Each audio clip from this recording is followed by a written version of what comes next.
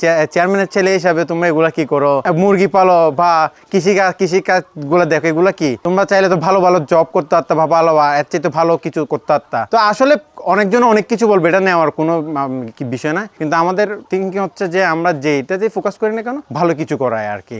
আমাদের দেশে তো আপনারা সবাই জানেন, যারা হাই সোসাইটি আছে বা যারা বিভিন্ন পলিটিক্যাল লিডাররা আছে, ওনাদের ছেলেমেয়েরা বেসিক্যালি হয় কি দেশের বাইরে চলে যায় বা ওইখানে গিয়ে ওনারা সেটেল হয়। কিন্তু আসলে আমার একটি কারণে আসা, ওই যে কৃষির প্রতি একটা মায়া থেকে আমি বেসিক্যালি আসা। আমার টার্গেট ছিল হচ্ছে আমি বিদেশে পড়ালেখা করতে চলে যাব, আমার টার্গেট ছিল এরকম। কিন্তু ওই যে গ্রামের টান, নারীর টান, একটা যে আসার কারণে যে একটা যে মায়া লেগে যাওয়া, ওই মায়া থেকে আসলে আমি আপাতত এখনো এখানে টাইম দিচ্ছি।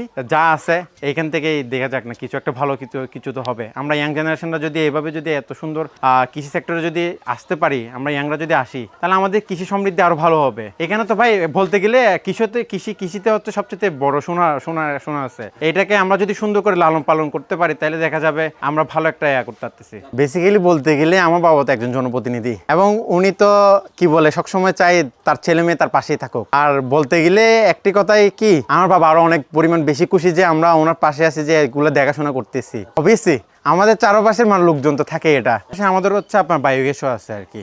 বায়োগ্যাসটা আমরা নর্মালি হচ্ছে আমাদের যে র মেটেরিয়ালস হচ্ছে আমাদের যে মুরগি ওয়েস্টেজটা আর কি, ওয়েস্টেজটা আমরা রিসাইকেল করে হচ্ছে বায়োগ্যাসে রূপান্তর করি। এবং এই বায়োগ্যাসটা হওয়ার কারণে আমার এলাকার প্রতিবেশী যারা আছে, এলাকার লোকজন যারা আছে ঘর বাড়ি নিয়ে এখানে বসবাস করে, তারা অনেকটা উপকারিত আর কি, যা বলা যায় আর কি। আমরা এটাও কিন্তু নষ্ট করতেছি না। আমাদের কথা হচ্ছে মানে আমরা কোনোটা স্পেস আমাদের খালি যেতে দিচ্ছি না। ফার্স্ট অফ অল আমরা সবখানে আমরা হয়তো ইতিমধ্যে দেখেছেন যে আমাদের বিভিন্ন ক্ষেত করছি, বিভিন্ন ফসলাদি আমরা উৎপাদন করছি। এর পাশাপাশি হচ্ছে আমরা যে মুরগির যে ওয়েস্টেজ থেকে শুরু করে ওভারঅল কোনো কিছু আমরা কিন্তু নষ্ট হতে দিচ্ছি না, প্রতিটা আমরা কিছু না কিছু কাজে লাগাই ফেলতেছি। তো বড় কোনো ঘটনা হয় নাই, তবে যেহেতু এটা হচ্ছে লাইভ বিজনেস, সো এখানে নর্মালি হয় এগুলা যখন একটু গরম বেশি পড়ে, তখন একটু কিছু মুরগি নর্মালি স্ট্রোক করে বা যে পানির কারণে বা বিভিন্ন কারণে সমস্যা হতে পারে। ইন টোটাল হচ্ছে আমার হচ্ছে পুরোটাই আমার সেক্টর ধরতে গেলে আমার 200 লোক কাজ করে আর কি। এখানে আমার ম্যানেজমেন্ট থেকে শুরু করে একবারে লো লেভেল পর্যন্ত ওভারঅল সবকিছু মিলে আর কি। আমাদের হচ্ছে 4টা ইউনিটে 4 জন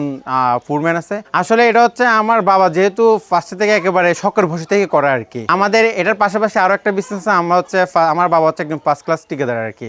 ফার্স্টে 5,000 ছিল, এরপরে 10,000 করছে, এইভাবে করে আস্তে আস্তে উন্নত হওয়া আর কি। এখন হচ্ছে আমাদের ইন টোটাল হচ্ছে 1 লাখ আছে, যা প্রোডাকশন এখন আপনার হচ্ছে 70,000 75 এরকম প্রোডাকশন আছে আর কি। ডিমের তো আমাদের দেশে অনেক চাহিদা, সো বেসিক্যালি আমাদের এখান থেকে এসে নিয়ে যায়। আমাদের চিরাং শহর থেকে অনেক পাইকাররা আসে, ওনারাও নিয়ে যায় এখান থেকে। আসলে আমাদের একটা মিশন এবং ভিশন একটাই, আমাদের টার্গেট হচ্ছে আমরা এটাকে একটা আধুনিক খামার রূপান্তর করা আর কি, যেটাকে আমরা বলি আপনার অটোমেশন খামার, যেটা ওই অটোমেশন পেয়াতে নিয়ে আসবো আর কি। আমাদের টার্গেট হচ্ছে এটা আর কি। আমি হচ্ছে বাংলাদেশে একটা সুনামধন্য প্রাইভেট ইউনিভার্সিটিতে গ্রাজুয়েশন শেষ করছি।